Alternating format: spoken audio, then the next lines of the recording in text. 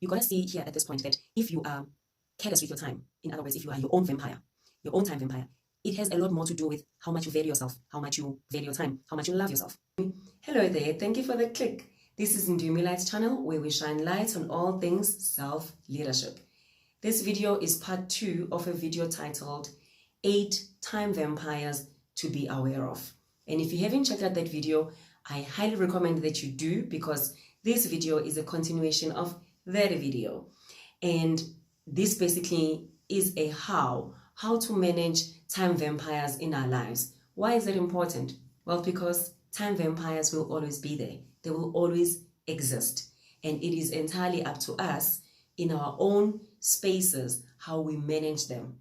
And before we get to the how we manage time vampires, I would like to emphasize that you are ultimately responsible for the usage of your time, whether it is invested or whether it is wasted by yourself or by others. You are ultimately responsible for your time. And with that, I would like to be a little bit on the harsh side, that the ultimate and the biggest culprit, also known as time vampire, in your life is yourself. And in mine, myself. And why do I say that? Well, yes, there are many, 8 or more time vampires that we've mentioned in the previous video, right? They will always be there. They do exist. They've got their own agenda. They're just merely a part of the environment. The question is, what are you doing to manage them? So how they basically control or influence your life is basically your fault. It depends entirely on you. The most important thing is to identify what your time vampires are. What are they? Who are they? In what circumstances do they creep into your space? And this may seem a little bit generic or like rolling eyes type of moment, but actually there can be quite a gray area here, because some of these time vampires, they come into our space as productivity tools. They come bearing gifts and in peace. And meanwhile, they are creeping in, delivering time vampires that actually steal our time in a very, very, very bad way. So it is important to actually be specific. You can't just say TV. No, you gotta be specific as to what on TV is actually eating up your time. You can't just say smartphone. What in your smartphone? Is it TV games? Is it WhatsApp? What is it? You gotta pin it down to the T so that you have enough information for you to actually fix it, address it in your world.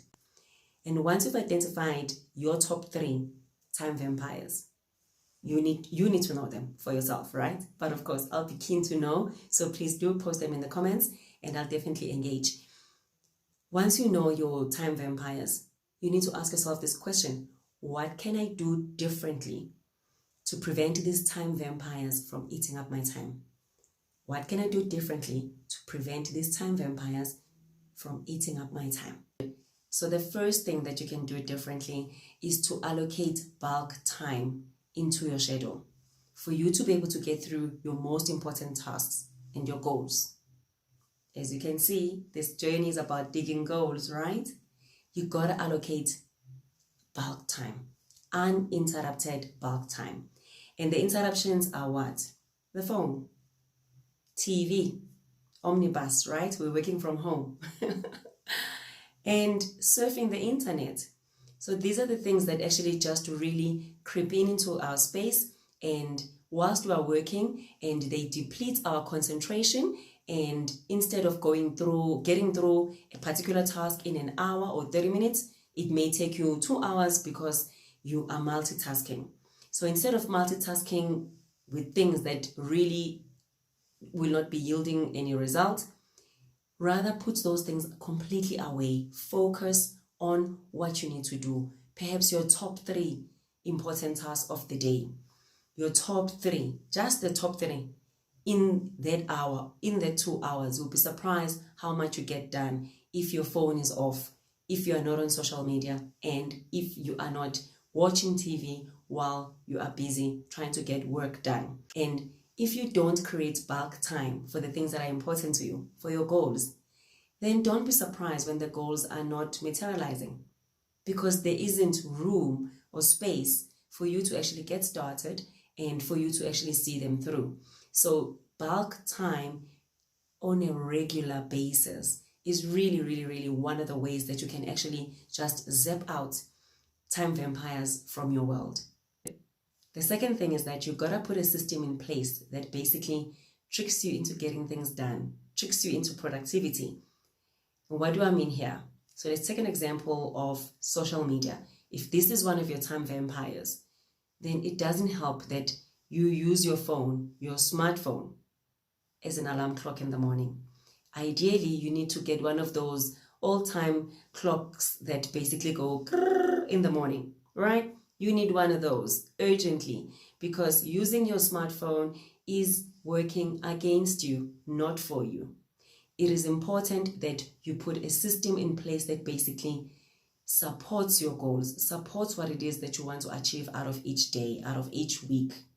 And that may mean that you actually have to allocate time for things like returning calls after your bulk time, perhaps being on the internet. You can allocate your 30 minutes, an hour to surf the internet for whatever that needs to be surfed for the day, or social media, or whatever the case may be.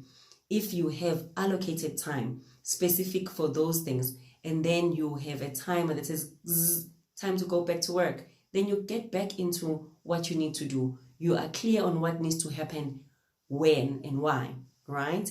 But most importantly, don't pull yourself into the time vampire when you know what the time vampire is. Rather, move away from it so that you can meet up with the time vampire a little later, and eventually, hopefully, you can actually really use things like social media for your productivity, for your benefits, for either promoting your brand or whatever the case may be. So do put a system in place that tricks you into getting things done, that tricks you into productivity. It's very important. Now that you've identified a system that will basically trick you into getting things done, it is important that you engage your family about it, your loved ones, especially if you are working from home during this time, lockdown, the pandemic, and so on. It is tricky times because you've got to share very immediate and small spaces with a number of people all of a sudden. So engage your family, be assertive about it. Let them know why you are doing this and what your plan is, when it takes effect, and where. Obviously, open plan houses, someone is playing television, they are ready to Netflix and chill, and you are sitting by the dining room table and you're thinking, I need to get some work done. So you gotta communicate, be assertive about your intervention, about your system, so that they can support you, so that they can also maybe be incorporated into that system. And that brings us to the last point of what it is that you can do differently to zap out time vampires from your space. Learning to say no. Doing it lovingly, gracefully, with a smile. Learn to say no. Basically, this is about drawing up healthy boundaries and maintaining them. And saying no is not an easy concept. I know that to be true. And it is not an easy concept for most human beings, because most human beings like to be liked by other human beings. So there's nothing wrong with you for falling into the trap whereby you say yes to helping out when you already have a lot on your plate. You say yes to ridiculous timelines. You say yes to going out when you don't really feel like it, or when you know that you've got a shift starting tomorrow morning as early as maybe 7 o'clock. There is nothing wrong with you. You are human. You like to be liked. But being liked by other human beings should not be happening at the expense of your priorities. It should not be happening at the expense of your values. It should not be happening at the expense of yourself. So you gotta see here at this point that if you are careless with your time, in other words, if you are your own vampire, your own time vampire, it has a lot more to do with how much you value yourself, how much you value your time, how much you love yourself, and how much you respect yourself. that you are basically a time vampire in your own world. You are self-sabotaging in that way. It is important to see that link, because it's got nothing to do with discipline so much as it has to do with, I don't value my time, so I can give my time away, in other words. So look into it, study it, and observe in what circumstances it happens and why. Learn to say no. Here's one of my favorite examples. Thank you very much for the invite. I would have loved to. And I've got work tomorrow morning, so I will not be able to.